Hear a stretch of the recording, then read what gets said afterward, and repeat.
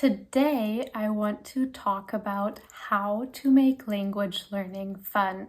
So, first of all, why is this important? Well, it's important because language learning takes a very long time.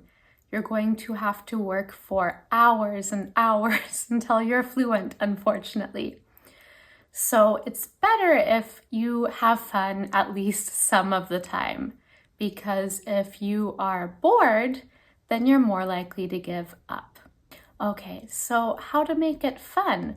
Well, you should look at materials that you're interested in and use them to practice.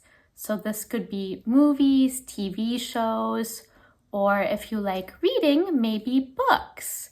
Or maybe it could be like gossip about celebrities you like, things like that. You can also use those materials to study. Okay, I hope that helped. Goodbye.